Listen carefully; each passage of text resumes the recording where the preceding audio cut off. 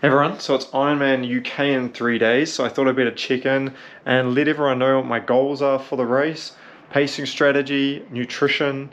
I was really undecided about whether or not I should do a video for this because I'm already pretty stressed about it.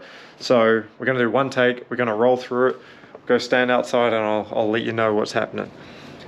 If you want to know what the goal times are for the race, then I suggest you skip to the end where I do a bit of a summary. Have a look at the nice view. Okay, so we'll start off with pacing strategy. Obviously swim, bike, run, swim 3.8k. I'm gonna change what I normally do, and this time I'm gonna build into the swim rather than go hot out of the gate. This event is all about being controlled. I guess that's my motto for the whole race, is be controlled. Don't overexert in any moment. I want to try and keep everything as smooth and flowing as possible.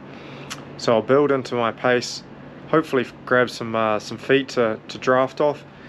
The goal pace is probably going to be around 140 per 100, and if it's not the end of the world.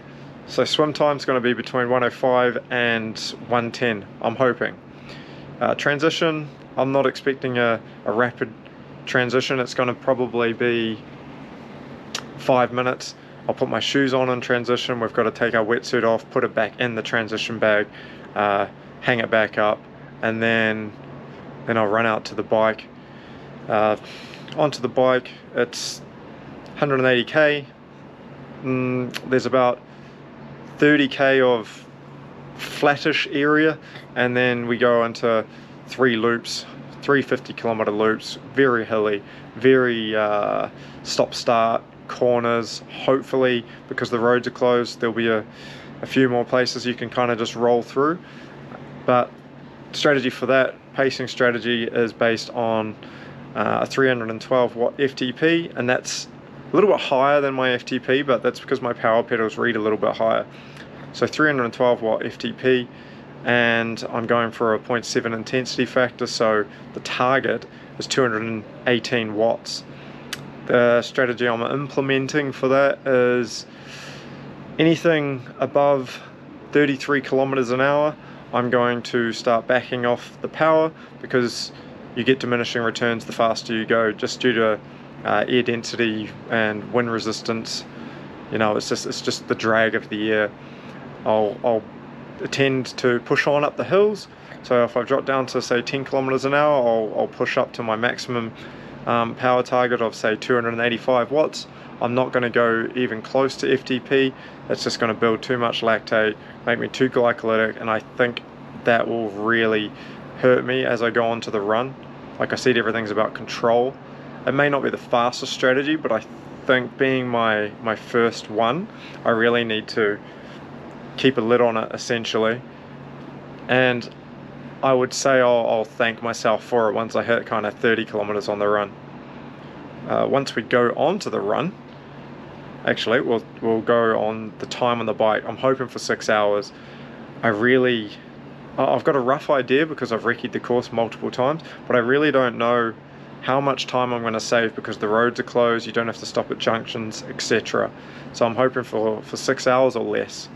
T2 is going to be maybe 3 or 4 minutes. I'm not wearing kind of slip-on shoes with elastic laces. I'm not even wearing my carbon race shoes. I'm going with my comfort shoes that I train in a lot, which is the Brooks Adrenaline GTS 21s, I believe. They're just a supportive shoe. They're really comfortable. I've got a lot of confidence in them, and I'm going to lace them as you would traditionally. So out onto the run, my goal pace is going to be 445 per K, and that hopefully will get me in a heart rate range of 140 to 150 beats. And it's worth mentioning, on the bike it'll be slightly lower than that. My heart rate range is going to be 130 to 140 beats per minute, hopefully, and that should keep me in a relative fat burning zone. Again, it's going to be controlled. If I go a little bit higher than that, I really don't know. It could start burning too much glycogen and put me at risk of bonking. I'll probably reevaluate the situation when I get to maybe 30k on the run, and not before then. I'll have a really good idea if I'm still running well. If I still feel like I've got a bit of energy, I'll keep pushing on. and that should land me with a run time of around 3:20 to 3:30. I am intending on walking the aid stations to keep the core temperature down and hopefully drop that heart rate a little bit, allow me to take in some more nutrition. Onto the nutrition strategy, it's going to be 100 grams of carbs an hour on the bike and approximately 750 ml of water per hour. Or water, it's a hydration mix, 350 milligrams of sodium per bottle, and then I'll drop it to 60 grams of carbs an hour on the run.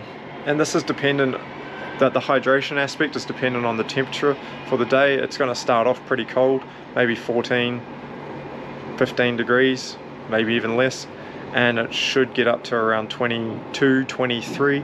So the intake of fluid will increase as the day goes on. So that'll leave me with a total time of roughly 10:45, somewhere around there. Anything under 11 I'll be pretty happy. If the day goes really, really well and everything goes to plan, it could even be around a 10:30. At the end of the day, it's my first one. It's all about control and getting to the finish line healthy, not bonking, hopefully continuing to run the whole marathon, and it will be what it will be. But yeah, there's still some target goals, some time goals, and I really hope that I can achieve those. But yeah, the ultimate goal is finish the damn thing, finish it strong, don't end up in the medical tent, and then reevaluate from there and see what's next. All right. Thanks for tuning in.